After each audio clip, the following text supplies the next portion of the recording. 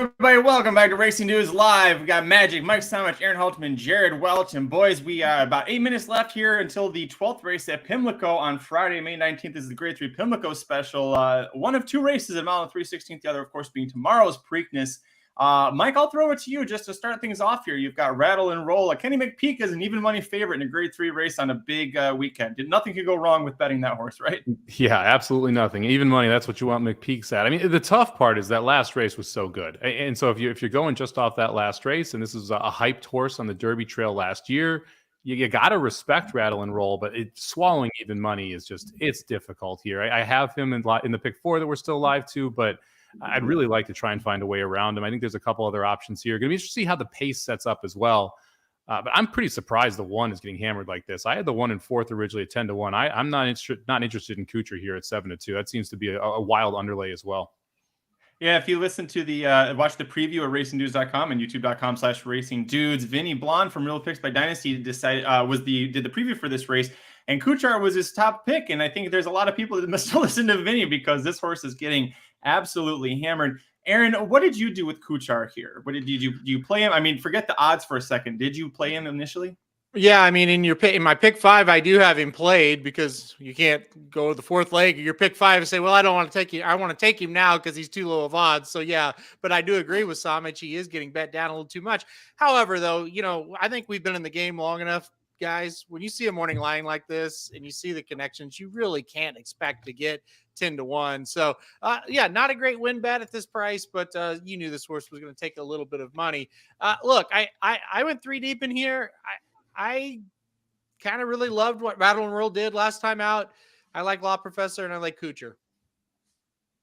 That order. Jared, what about you? Where did you play this race? Well, anybody that knows me or listens to any of our shows knows my opinion of McPeak. Like this, you just cannot play him. I cannot play him at even money. Like everything about the horse makes sense, and that's just a personal preference. But I love his last race, and really, if you look at like 3 of his last 4 races, even in New Orleans where he lost, got beat by West Willpower that day, who ran huge. Art Collector was in there as well. I mean, the horse has been running really well. It's just to suck down even money is rough. So I'll use him defensively. I like 3 horses in here as well. Not the 1. I like the 2 though. The 5, I guess, just a little more defensive. And then I think the 7 makes a lot of sense here. I mean, if you like the 5, if you like the 7, I think they're pretty much the same. And you get size on the 7 that last race. 2 back, this horse ran a really nice race. 2 Smile Happy. Smile Happy might be in the Met Mile next. I mean, it's been running really well as well. So I think his class for the 7 it fits in this race as well at this price, especially. I agree with Jared here. I have the 7 in my pick 4, and the 7 to me is the win bet here at 7-1, 8-1, depending on what the price is right now on the board. That seems to be the right price. I think the horse has a decent shot. I like Saya as a board. Going to have to take a little bit of a step forward to beat this field, but it seems like if you're looking for a price, that's the direction to go here once you see these odds at this point. I agree the 1 at 10-1 was interesting, but like Aaron said, you're locked in your pick 4 before you know what the odds are to go off.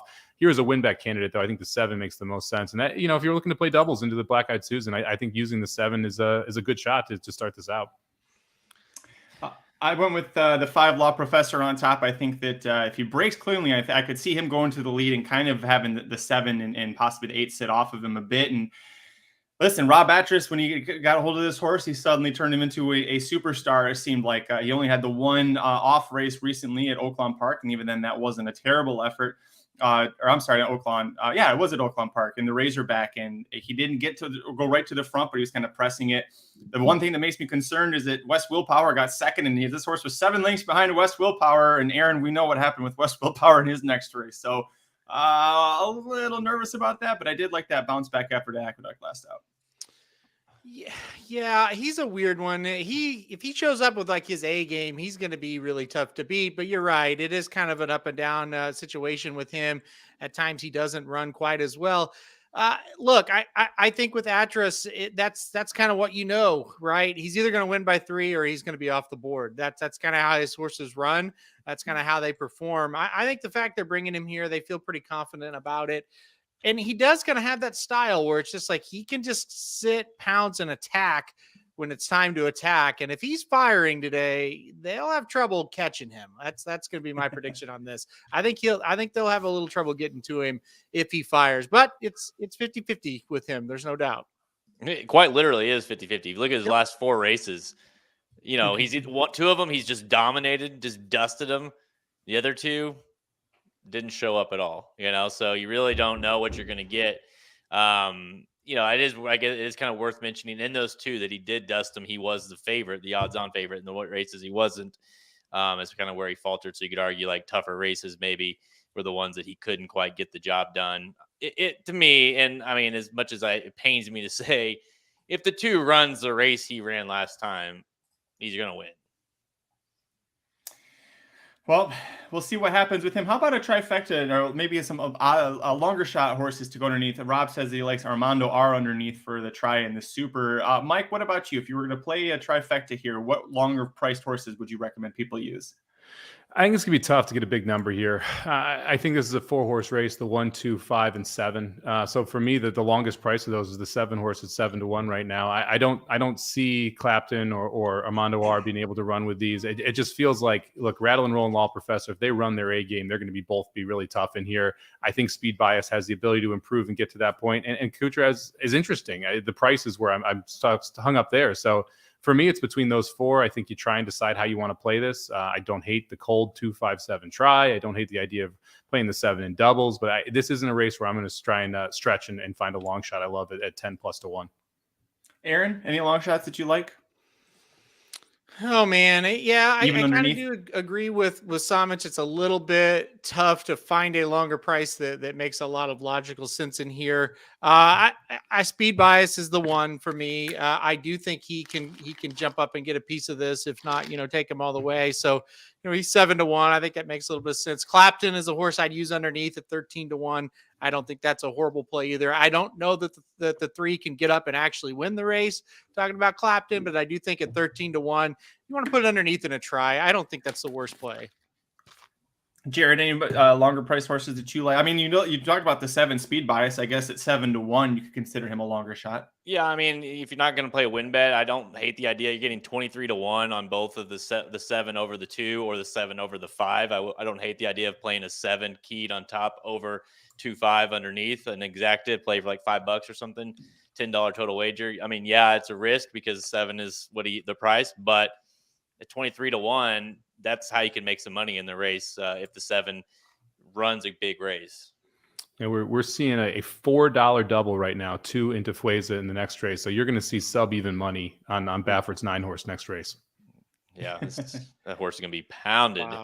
Wow. Not too surprising, right? I haven't seen. I don't know, Mike. They probably don't have the Black Eyed Susan Preakness Daily Doubles available anywhere. Do you know where they could find that? I saw Curtis asked about that. So you can find it right now on TVG, but they have not listed out probable payouts yet for it. There is $540,000 in the pool, but there's no payouts yet, so we have to wait for them to populate that. My guess is that populates here once this race goes official.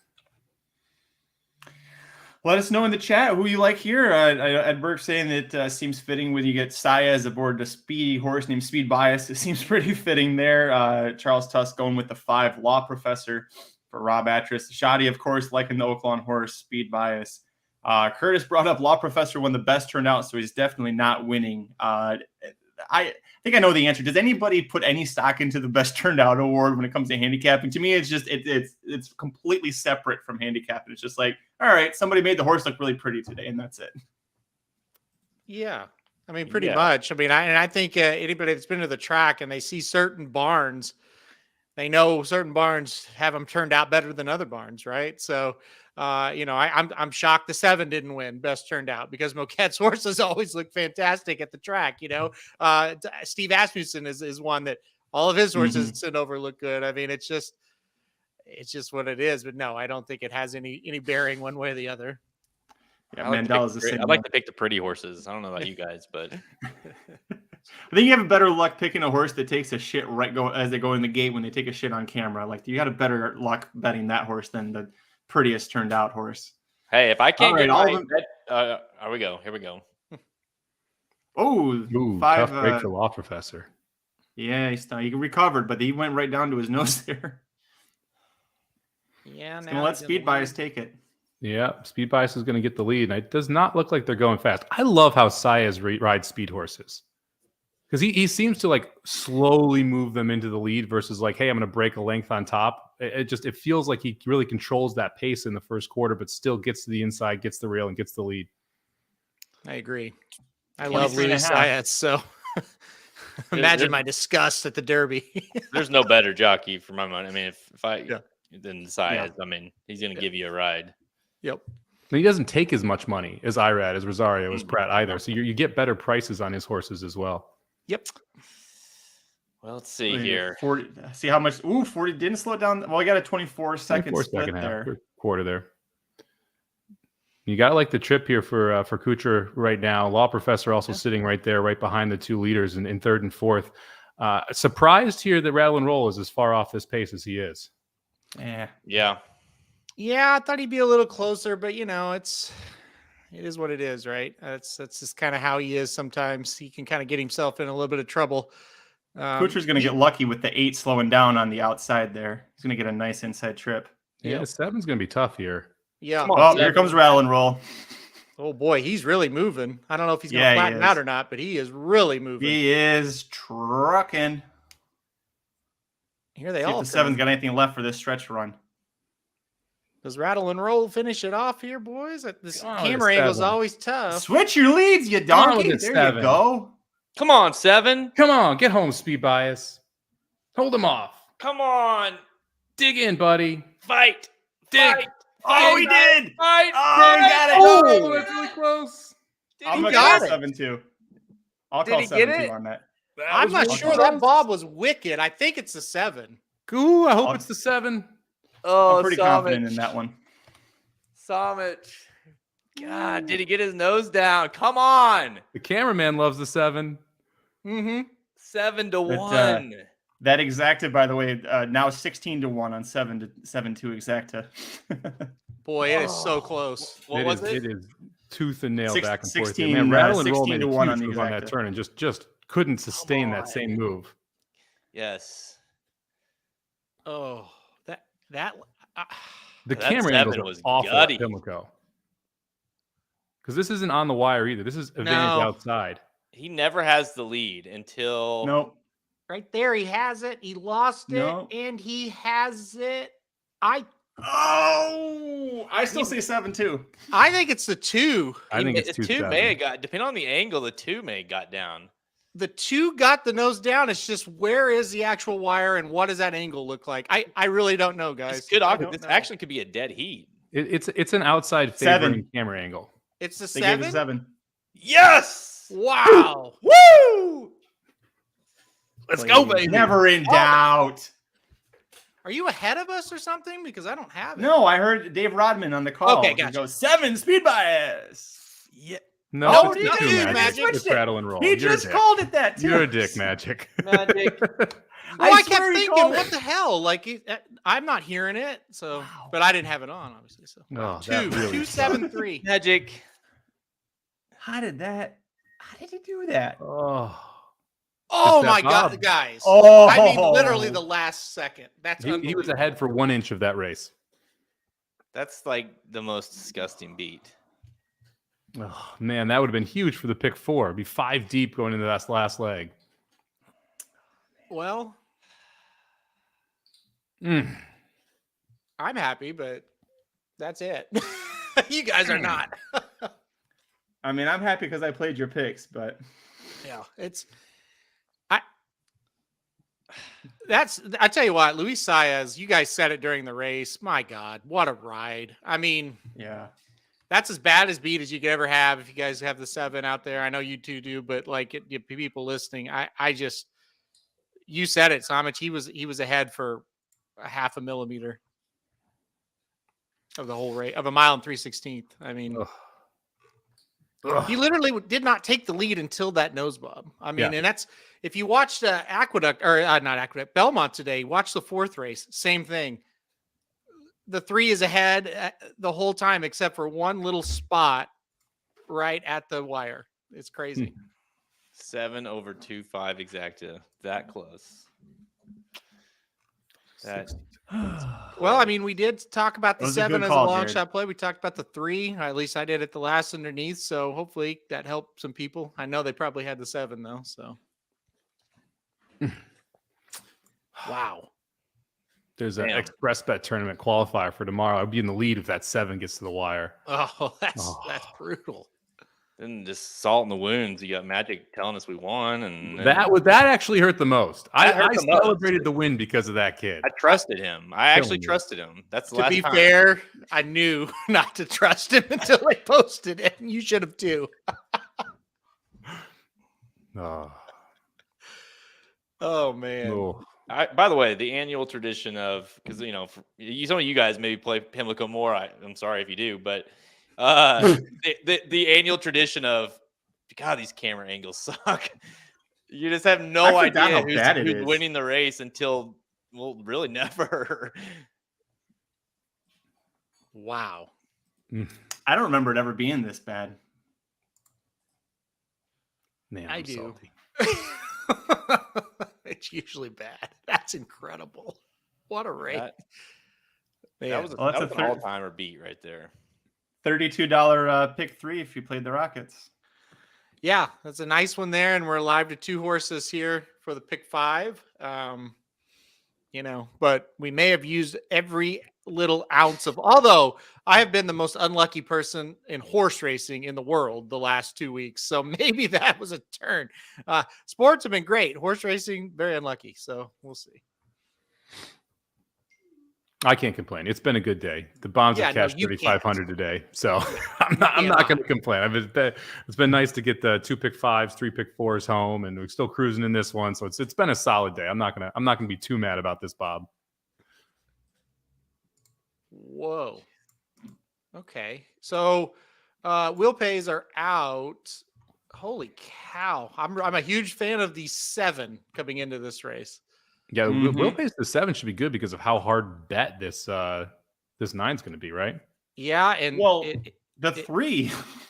I mean, the 3's taking a bet, the ton of money. 4's in this. That's been bad. I mean, this is crazy.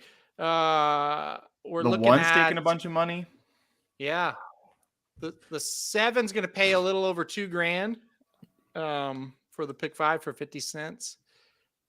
9 is going to pay like 200 something, but for $54, that's whatever. That doesn't suck. No, it's better than losing. So. I want to see that photo when it comes up. It was nostril. That was a very, very close photo.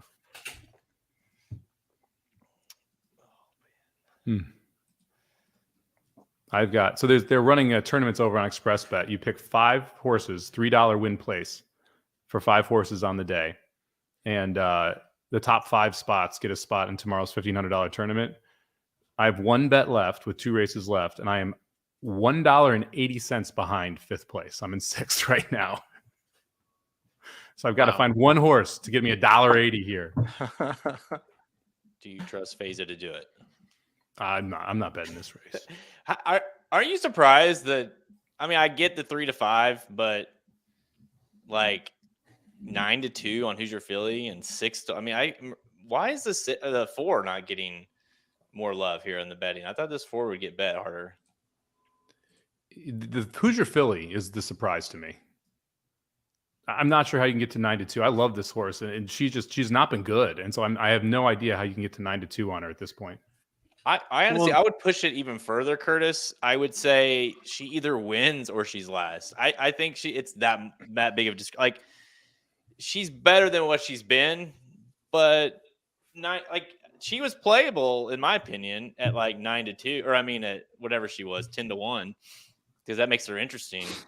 But 9 to 2, no thanks. I mean, what world are you living in where the 3 is a shorter price than the 4 here? It's wild. I did see that Hoosier Philly had the tieback surgery, the thing that Bishop had to kind of help her.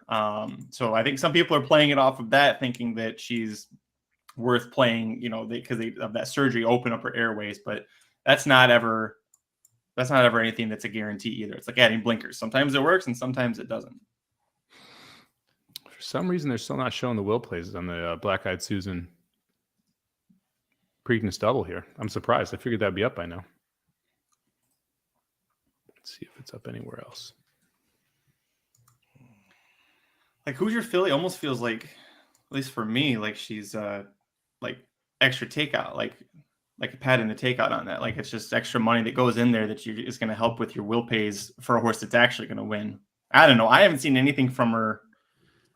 Nothing tells me that she's not even just a one-turn horse. Like she would have been better suited in that 6 furlong race a couple races ago.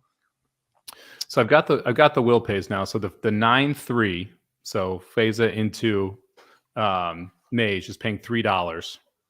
The 9-1 is paying $5. Feza into National Treasure. If you like anything else, it's at least $13 and up. Wow. Okay. What'd you say the Mage was it? $3. 9-3 is $3. Jeez. So let me ask you something, because Jared was telling me that, like, I mean, it's very, very early in the Preakness, but like Mage was like 8-5, 9-5. What does that tell you about the final odds tomorrow? You're pretty good about kind of projecting that. I think Mage is going to go off of 4-5. Really? You still think you're getting 4-5 on Mage? Maybe 3-5. National Treasure is going to take money. If you look at kind of how the pools are playing out, the 2 and the 4 are taking absolutely no money in the doubles. But the 11's taking a little, or I'm sorry, the 7's taking a little bit of money as well. So, the Chad Brown entry there, Blazing 7's probably going to take a little bit. National Treasure actually just ticked down in the doubles here. So it's $3 to the 3, $4 to the 1. So I think you're going to get somewhere in that 4-5, 3-5 range. I mean, 8-5, I think is a pipe dream. There's a couple offshores that still have plus 140 up for Mage. So if you can find any, because they don't have the scratch of the 8 in yet. So if you can find any of those, I would highly recommend going and popping those. Well, and we can talk more about this after this race, but like, something we talked a lot about on Blinkers Off yesterday was the idea of the strategy behind, I know Somich, you've talked a lot about this as well, the strategy behind, well, if you want to bet Mage at even money, and of course this is before the scratch of First Mission, it's like, what was he, like 6-1 to win the Triple Crown, something like that? So it's like, and especially once we started, on Blinkers Off, I got word, we started getting word like this might be something that happened. It's like, go get 6-1 now, because now you're basically, if you think First Mission was his only threat, now you're getting basically a lock, and you're getting him at 6-1 in the Belmont Stakes, essentially. Is there any way you can still get 6-1 on him for that, you think?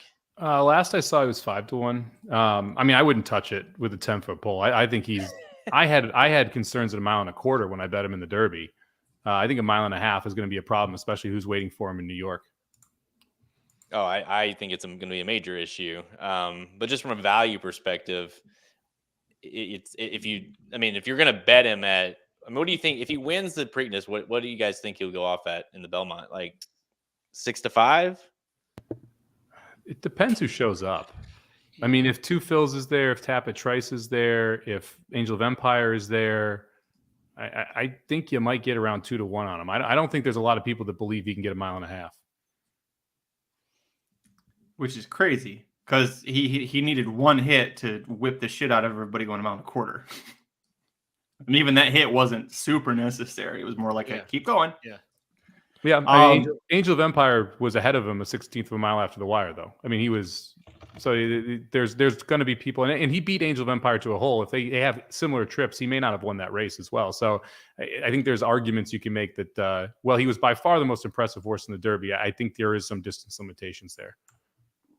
Ed's asking what time we'll be on tomorrow. We will be on from 1 to 4:15 Pacific, so 4 to 7:15 Eastern tomorrow for the races. They put, because of the TV schedule, they put an hour gap between the second to last race and the Preakness. So we get to have a fun time killing an hour leading up to a 7-horse Preakness. Hey, where 2.5 horses could win. At least we're only 20 minutes from this race. Let's look at the bright side here. Silver lining. We're not doing an hour between every race here. Mage right now -130 on Bovada to win the Preakness. Dude, I was thinking about it earlier today, and I'm not going to put this. It's not going to happen. So I can say it, but it's like, what if Mage scratched from the Preakness? Oh, good Lord. Don't even, why do you say it? Take him out. Someone mute him. Get rid of him. Get him out of here. I'm knocking on wood. How badly does everybody want Mage to win now? Right? I mean, it would very be badly. It would be phenomenal for the sport to have that Triple Crown on the line. And there's not like that horse that really, to me, there's no one left in this field that's like, hey, really a legitimate world beater type horse. First Mission, you had some upside, only a 4th career race. Like if National Treasure beats him, you're kind of like, oh, come on, really? I said it this morning. I think it would just, as a fan, forget about the betting. You want to try to beat him and you beat him tomorrow. That's great. That's not what I'm talking about at all. And I understand if you do want to try to beat him and you're not a fan of him because of that, that's fine. But as the fan of horse racing, it would be a major letdown if he lost tomorrow. You know, I mean, a major, major letdown for sure. It would be brutal. Yeah. Just to like put it in, like it's Baffert, so that's the only thing. But National Treasure has not won since his debut, which was the maiden special weight going 6.5 furlongs. And to think that horse, not only to think that horse could win, but to think that horse is whatever he is now, 3-1 to win 5-2 right now overseas. It's wild. It's just wild stuff. But I mean, I do think based on how, who he's trained by and the scenario we are at now, I think losing First Mission helps National Treasure more, soften up the pace a little bit even further. I mean, it's not likely, but would it surprise me if Mage can't get him?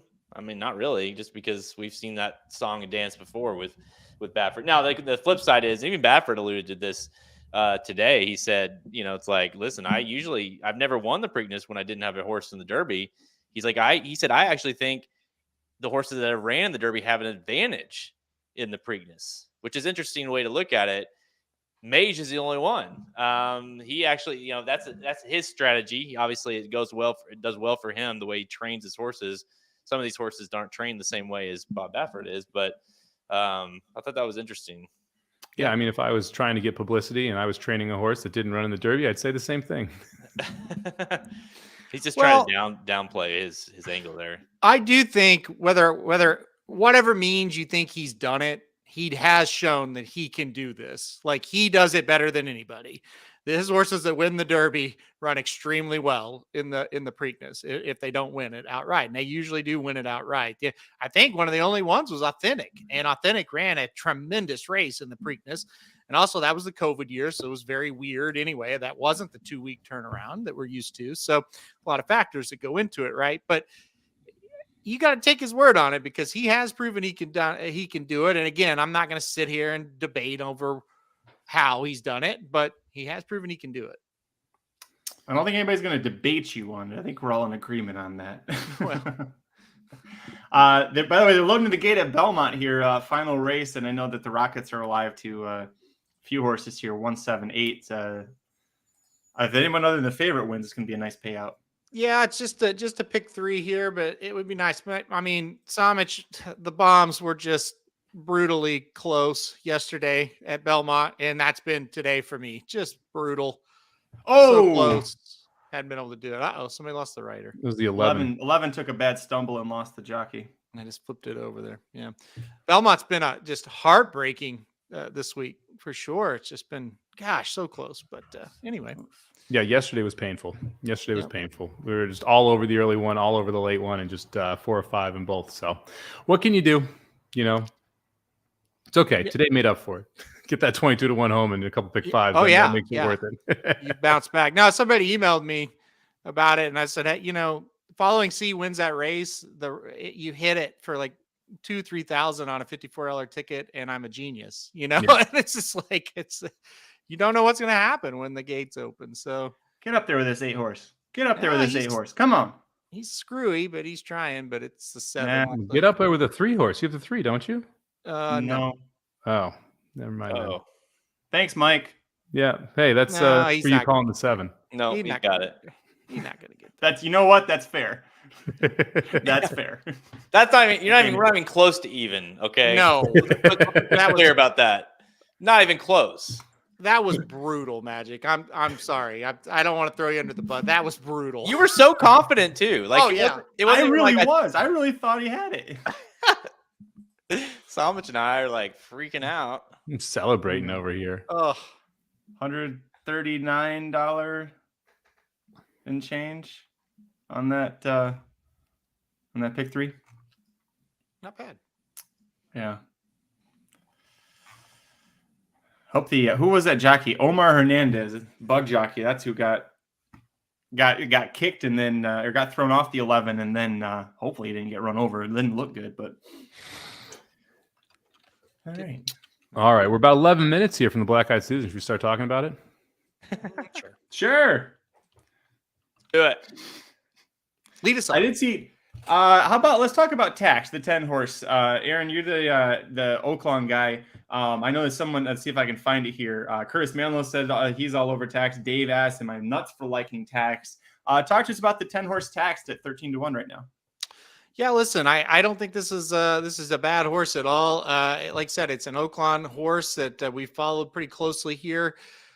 Look, last time out in the fantasy ran really well. Honeybee just didn't run well at all, but that was just such a nasty track. And then, 3 races back ran pretty well in the Martha Washington and just got beat by Wet Paint all 3 of those races. So, I remember leading up to the Martha Washington, my dad and I covered this on our show, and we kind of said, look, at 27, well, I think he was like 15-1 morning line, but she ended up going 27-1. We said, this horse makes a little bit of sense, and ran okay. And then, like I said, Honeybee was bad, but I thought really bounced back well in the Martha Washington. It's a nice price. Look, I didn't play the horse, but if you're going to try at 14-1, I'm not going to talk you off of it. I think she makes sense.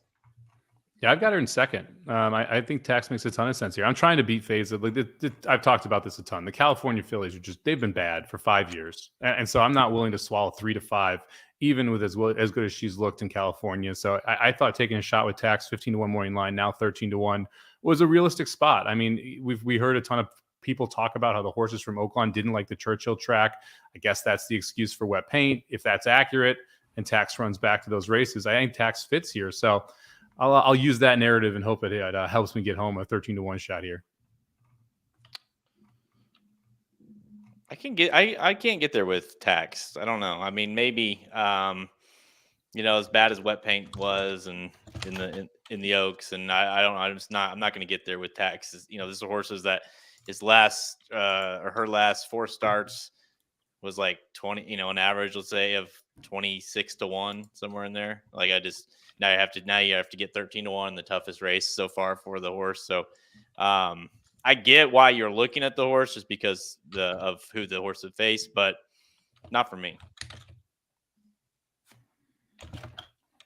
Sorry, I'm checking golf scores actually. Is anyone else? Thanks, Magic. You're doing a great job hosting. Is anyone else against Faiza here? Does anyone else not have her in the top 2? I can't even concentrate now. Listen. I don't think so. I'm not. I don't think. I think I get it, but she probably would have been like the second choice in the Kentucky Oaks, if not the first choice. So, well, if she beat and Tell Me No Lies by 2 lengths again, she would have finished 10th. That's true. She's raced against nobody that's any good. I can't argue that. Yeah, I mean, I've got her in my top 2 for sure. I think you can beat her or try to beat her based off on the price.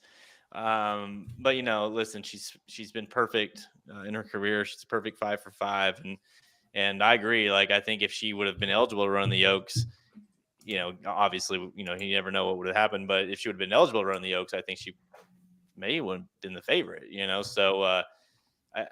Those last 2 performances for me, going to mile 16th, have been visually impressive and looks the goods. And so, yeah, I agree. He hasn't faced much, but he also beat the shit out of that field last time out. So, it's concerning to what Magic. You put a good trend out there today.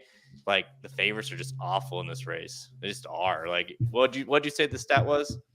One of the last 16 races, the winner was the favorite of this race, and that's just wild. I mean, and if you go look back, it's like, yeah, it makes sense because you don't typically have some of the best horses that run in this race. This year, maybe a little different, just because Faiza wasn't able to run in the Oaks, so maybe she is a little bit better than what the class that Baffert or whoever would have brought over here. And are you guys like me? I mean, I'm wondering, like, Merlaza, I thought would be bet harder than this, and the Brad Cox horses have not ran great the last, well, at least today. Are you concerned about the 4 at all, Somich? I mean, the price is right. No, I have the 4 on top. I think Merlaza is the I think the right price on top of probably if the 9 is the goods, like FaZe is going to win this race, right? But if the 9 isn't the goods, I think the 4 is the next is the best horse in the race. If the 9 comes up a little bit short, 6-1, I think is a good price on it. I'm not really that worried. The Cox barn hasn't been running that great. He won this race in 2022, so last year got the job done with Interstate Daydream. And when I'm looking, like, I want a Pletcher, I want a Cox in this race. They're the ones who are best with fillies right now at this age, right? So if I'm gonna look for a trainer here, those are the 2 I'm going to. And look, Bob Baffert hasn't won this race since 2013. The crop that they get out there is not as good, and I can't swallow 3 to 5. And so for me, it's the 1, it's the 4, it's the 7, it's the 10, and see if you can get one of these prices home to be able to beat Feza. And I think the 4 is the best horse. I think 6-1 is a good price. And if you look at the doubles right now, I mean, you're getting solid payouts. You're getting 14-1 to Mage. You're getting 21-1 to National Treasure. So the doubles are paying well with the 4 horse too. Yeah, I'm sitting here now going, why didn't I include the 4, in this? Because it's paying decent to the 4 too. But yeah, look, I think Merlaza has a lot of upside. I just thought it was interesting that Luis Saez stayed with comparative in this situation. I don't know. We bragged on Luis in the last race, and Yeah, guys, who would you, if it was your A horse, who would you rather want, or who would you rather have? Well, yeah, I mean, Merlaza's never been ridden by Saez, though. Yeah, but so it seems like Giroux probably got the first call there, and Saez got the first call on comparative. I guess, but I think if I'm Don Alberto stable, I'm saying you get Luis for this one. I mean, the argument you could make is Frosty O'Toole is where Rosario landed, right? Yeah. And Rosario may have gotten first call there, and Frosty O'Toole definitely would not have been a horse I was using in this spot. So I think that would be one of the legit arguments you could make. The Scratch and Miracle, I think, changed this race quite a bit too. Yeah. Miracle was probably going to be your speed here, and that kind of pulled that out. Now you've got 4 or 5 horses, I think, that could be in the lead. Is it Feza? Is Feza going to sit right behind Merlaza, right behind Tax? Like, what do you think how do you think this pace plays out early? I could see the 1 going with Velasquez on the 1 on the rail.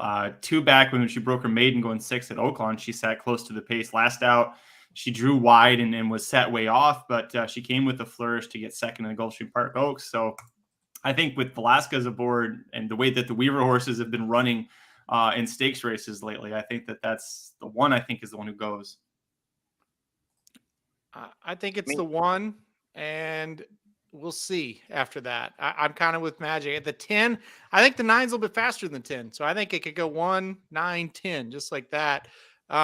It's Merlaza's a weird one because she's shown a little bit of speed in like those sprint races, but when they routed her, she really didn't. So I guess she would probably come from out of it here. Yeah, I mean, went 21-3, essentially 21-4, basically both of her first 2 career starts, but then was behind it a 50 half last time out. So definitely seen her go fast and go slow early. Well, and who wants to trust Flo to put that horse on the lead? Like, no. He's lost his aggression like crazy. You did Flo a few years ago. You'd be like, yeah, he's absolutely going to send Merlaza if he thinks that she's the fastest. But it'd be interesting to see what Saez does with comparative too. The horse has been forwardly placed in the last couple of races, not on the lead, but within a half length of the lead at the half mile point, and with a length of the lead at the half mile point last time. Not as fast as these horses, but Saez is easily the most aggressive early rider of anyone riding these horses. And look at the difference it made when they got her in the race, right? I mean, she had been way out of it, and then they finally got her going, and she was able to make a little bit of a run. Her numbers aren't really there, but I don't know. I just like this horse enough. I like that Saez stuck with the horse, and yeah, we'll see what happens. I think the horse shouldn't be 17-1. Let's put it that way. You could also I'll play like the other way. You know, you could also say, okay, it's Brad Cox, it's Luis Saez. Well, they don't have a horse in the Preakness anymore, but they did, trained by or owned by who? Godolphin, who obviously owns this 7 as well. So maybe it's one of those things. Yeah, we don't think the horse is great, but stick with it. You're going to stay put. We have Giroux. on the other horse who he rode. It could be more of a thing of Godolphin, Saez, Cox. Godolphin's like, hey, keep Saez on the mount here. So I'm gonna guess Godolphin has a little more pull than Don Alberto when it comes to Brad Cox, but just another way to look at it. How about the 8? We haven't talked about Balpool for Actress and Manny Franco. Does anybody have any interest in the 8 horse here, even underneath? You could make a case for the 3rd or 4th spot. Those Aqueduct fillies just aren't that good. The last race was solid, but the fillies that have been running up at Aqueduct, I thought were a couple of the rest. And that last race was also supposed to be on the turf and came off the turf. And so you're running against some turf horses there versus running against dirt horses necessarily. So for me, there were other horses at prices I thought was more interesting. But I mean, if someone likes the 8 in that 3rd or 4th spot in the Tri or Super, I wouldn't try and talk them out of it.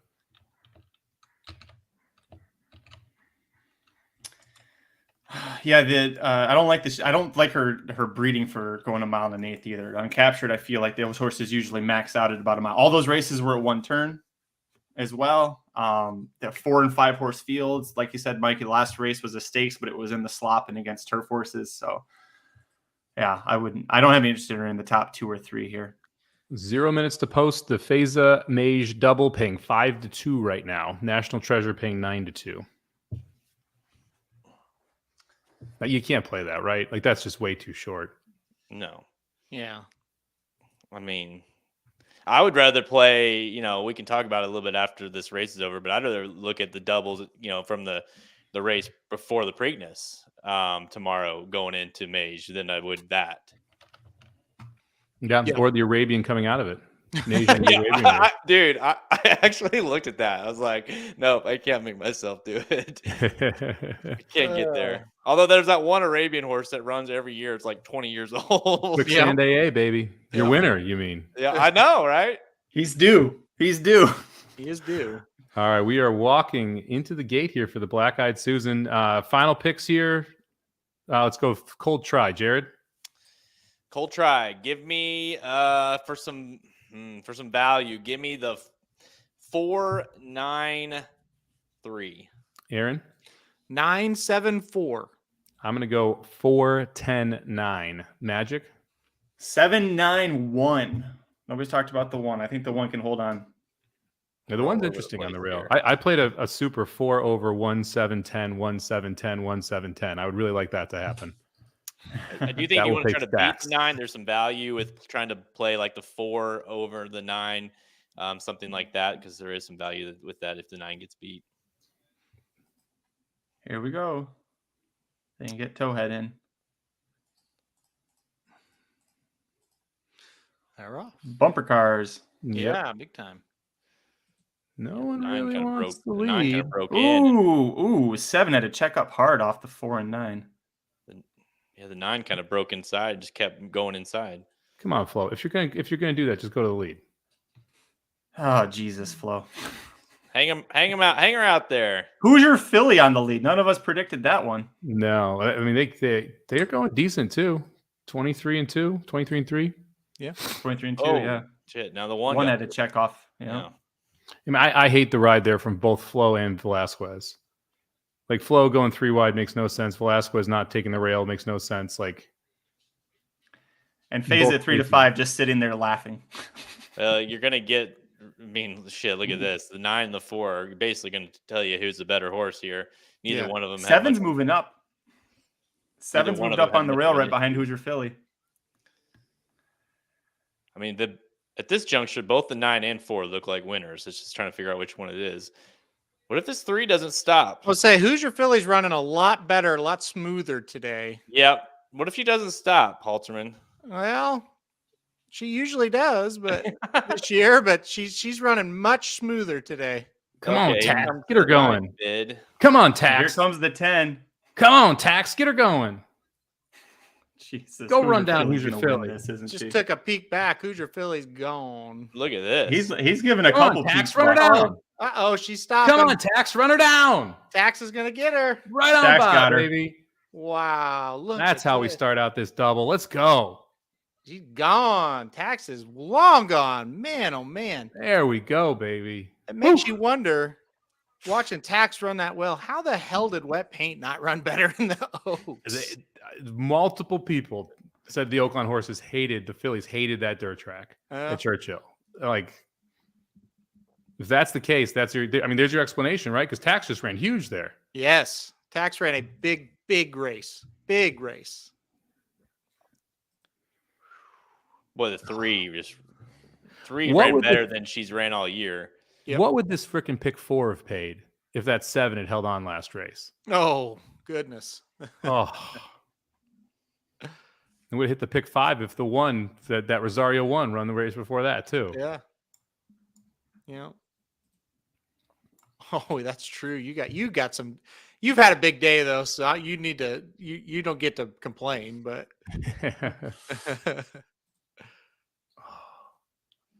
8 ran 4th. Nice race from Text. Yeah, huge race. Dave, wait, I hit the pick 5. That's a nice pick 5. It's got to be, right? It's got to Yeah. be. That would be. Let's see. Dave got it. Curtis got it. 1,400. Yep. Very nice. There were some weird ass rides in that one. There's some really weird decisions. Go on. No, I'm telling Well, you, I mean, like Mike said, like Velasquez didn't take the lead on the rail or keep the rail. Flo was Flo. Yeah, didn't get aggressive enough and hung himself 3 wide on the first turn. Yeah. 7 had a rough trip, although Posaias put her in position. She just wasn't good after that. Yeah, she wasn't good enough. Dude, the 9. There is no excuse for the 9. No. Or the 4, really, for that matter. But I mean, not the best trip. I agree. But to me, the 9, if the 9's any good whatsoever, the 9 will certainly holds on for second. Yeah.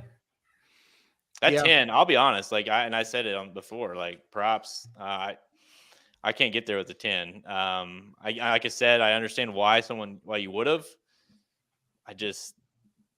Man, I'm with you, Halterman. How did Wet Paint run that bad? I don't know. Aaron, I don't know much about Randy Morris. Is this his biggest win of his career? No. He's had other ones as well. He won the Stephen Foster. There's one other one that he won one night as well. I can't remember, but no, it's not the biggest, but it's one of the biggest for sure. Randy Morris, really good guy, a local trainer at Oaklawn. We'll go down to Lone Star down in there and Remington Park, and sometimes up at Prairie Meadows as well. So a guy I know very well. Talked to him at Size Coffee Shop in Hot Springs, Arkansas one time. Good guy, really good guy, friendly. So yeah, really happy for Randy Morris here. Like I said, a good trainer, doesn't get the best horses, but a solid trainer. And when he gets a good one, he gets it done. He had Moonshine Mullen that won that Stephen Foster. He had one other one that was really darn good. I can't remember his name, but and now this one, and he had Jonesboro as well. So he's a good trainer, been around a while. It's going to be $45 to National Treasure, $30 to Mage tomorrow. Good job, Shoddy. Too in the Derby Preakness double. Well, you got to feel good about those. Yeah, I mean, you just turned an even money shot or less into 35 to 1 or whatever. If you like Mage, so that's how you do it. So that was a very good race from Taxed. Yep. That was huge. That was a huge race. Like ran massive.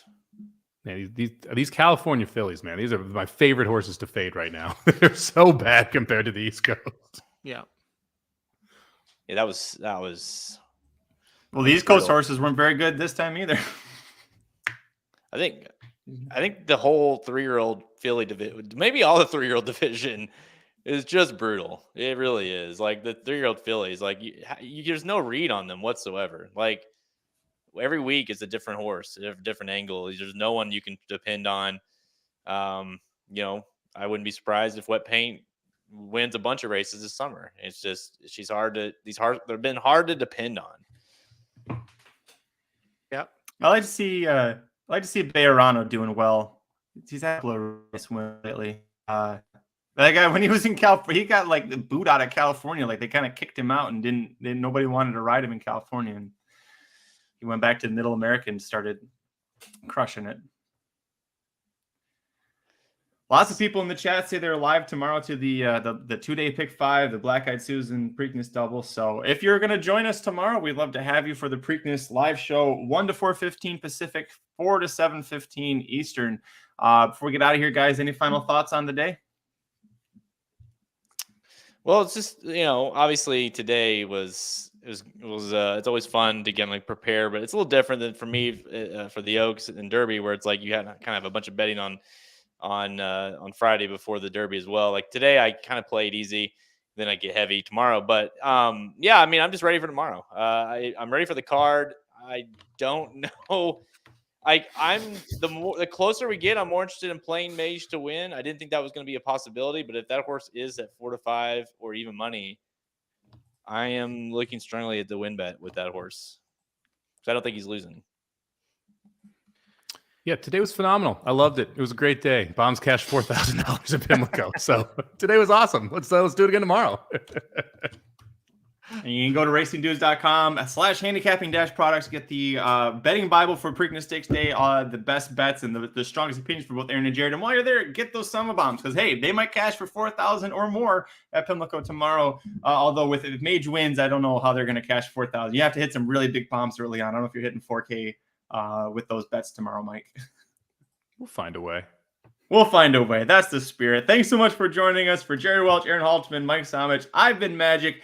Remember, you could have been anywhere in the world and you decided to be with us. That was a good decision. Make that same decision tomorrow. Until then, take care.